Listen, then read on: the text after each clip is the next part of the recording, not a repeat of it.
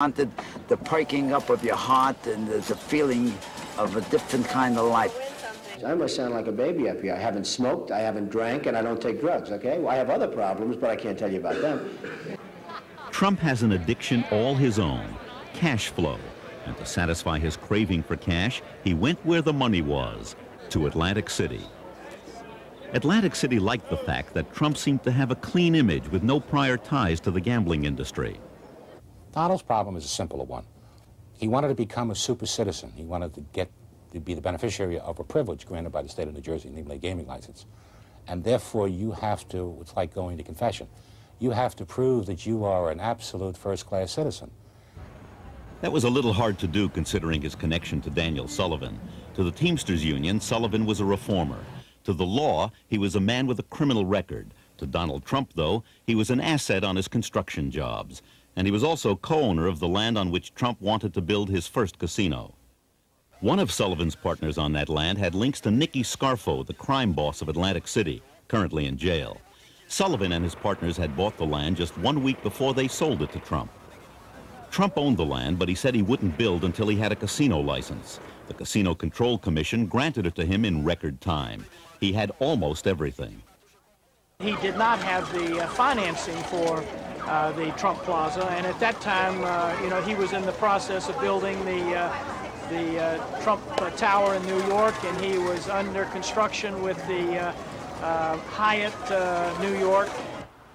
Trump soon found a partner with deep pockets. This time it was Harrah's.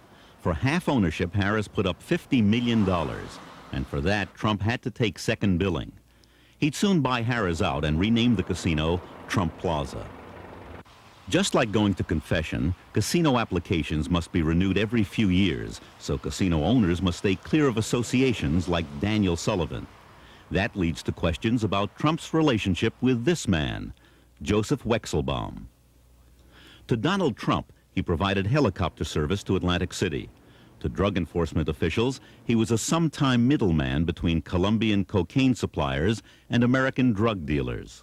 In 1985, he was indicted on drug and tax conspiracy charges and eventually served 18 months in jail. Trump proved to be a loyal friend. After Wexelbaum had been indicted, Trump rented him one of his New York City apartments on a part cash, part barter basis. When Wexelbaum got out of jail, he moved into a Trump Tower apartment owned by his girlfriend. Others wouldn't have Trump's luck with the Casino Control Commission when it came to investigating their ties with undesirables. That's why Baron Hilton struck out. The Division of Gaming Enforcement then recommended licensing, but the Casino Control Commission said no, accusing key executives and one of Hilton's lawyers of being too close to organized crime. The license was denied. Trump purchased the hotel and opened it as Trump's Castle. Now this is a castle. You're the king of the castle. Everything's just bigger, much bigger, and frankly more expensive. But it's something that, when it's done, if done right, is a wonderful investment. Trump only saw the cash coming in. Early on, a casino analyst named Marvin Rothman saw it pouring out. While cash flow numbers sound very impressive, it's very important to be able to cover your debt service, because in fact cash flow doesn't mean anything if you can't cover debt. Covering debt wasn't on Trump's mind. Having it all was.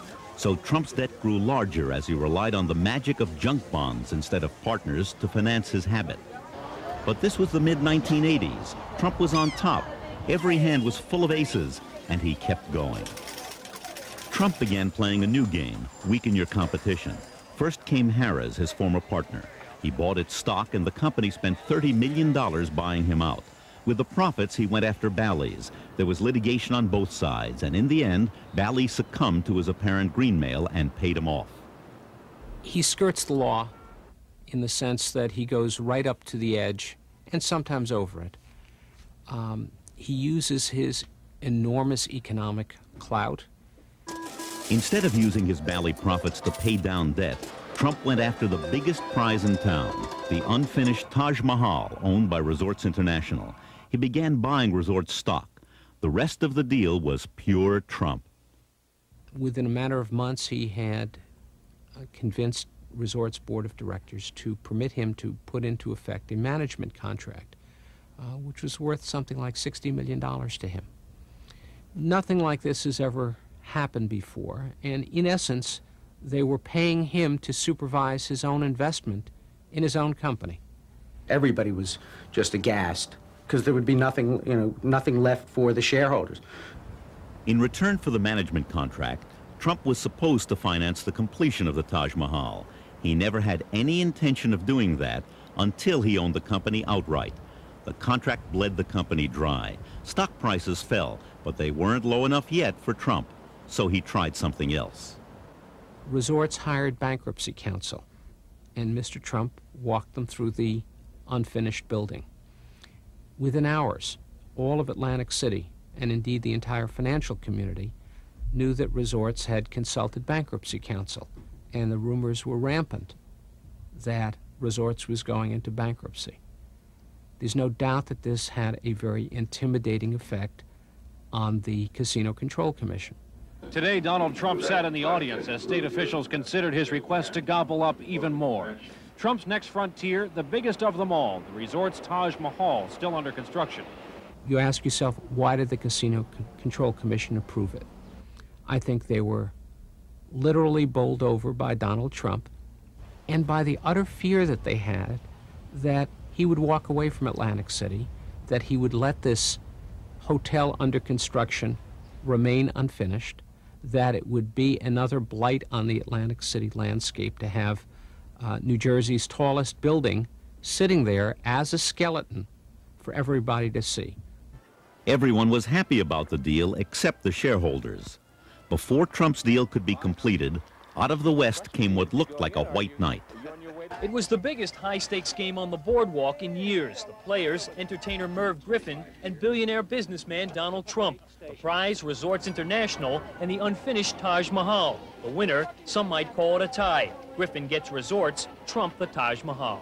Love that perception. I won. He is still, a year later standing in New York going, I won. He wants to make sure everybody in America knows he won. And so I look at him and say, Donald, you won. Now do you feel better? Now eat.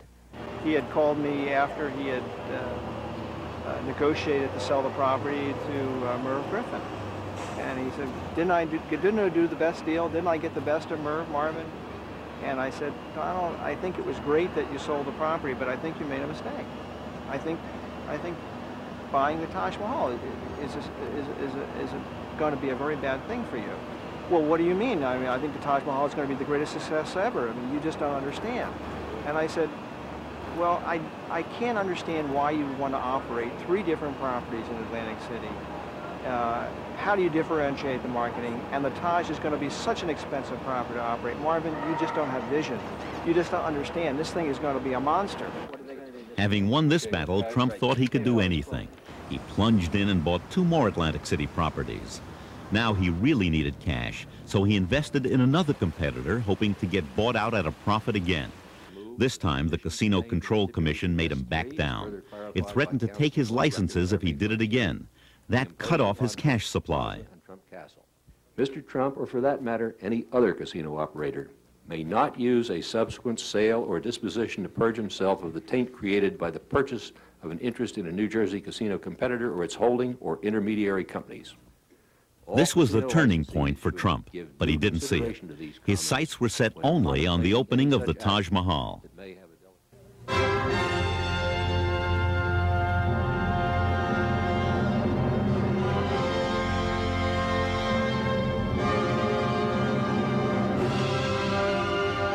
One step beyond your wildest imagination. A billion-dollar dream come true. Donald J. Trump's Taj Mahal, the 8th wonder of the world. An 8th wonder wasn't enough. Trump needed a miracle, a business that would throw off enough cash to pay his enormous debt. The regulators were turned off. The banks cried for blood. Trump gave it to them. He personally guaranteed the loans and put his properties at risk. Trump saw only the upside. Marvin Roffman saw it differently. If the company doesn't generate the kind of wins it takes to pay $95 million debt service, to pay $125 million to the payroll and payroll expenses, if we got into a bad economy, and all of a sudden the Atlantic City market stopped growing. I think that would be catastrophic to an operation like the Taj Mahal that was so leveraged in debt. Trump went ballistic over a similar prediction in the Wall Street Journal. To appease him, Rothman's employers, Montgomery Janney Scott, fired him. The analyst sued. Not only did he win, the judge awarded him $700,000 in damages. When the Taj Mahal opened in the spring of 1990, it didn't solve Trump's problems. It made them worse. Within 6 months, the once invincible Trump had to file for bankruptcy and give his bondholders a one-half ownership in his crown jewel. By now, Trump was in danger of being washed out to sea on a wave of debt. His castle was being held for ransom, and Trump Plaza couldn't bail him out. Trump's addiction for cash had brought him to the brink.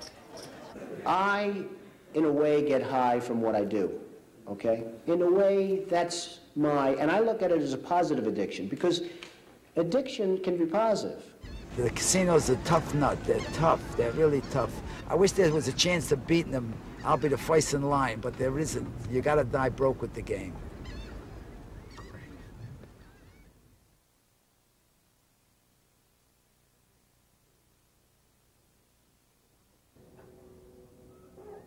Donald Trump's failures in Atlantic City might not have been so damaging to him if another of his grand designs hadn't failed on his home turf in New York.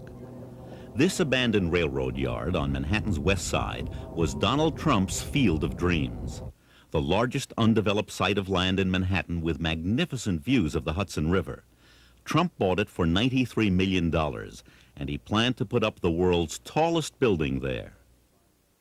You can build 2 75-story towers for less cost than you can build a single 150-story tower. So the only reason you would want to build a 150-story tower is for status. Economically, it's insane. You know, one of the reasons that I'm trying to get approval to build the world's tallest building, it's the only lure I can see to get a major company to come to New York. Trump thought he could get NBC to leave Rockefeller Center and relocate in his project. They didn't. He also saw Trump City as a gift to the West Side, but the people of that neighborhood rose up against him. Run out into the parking lot laughing. Actors, writers, political activists. In no time at all, they were fighting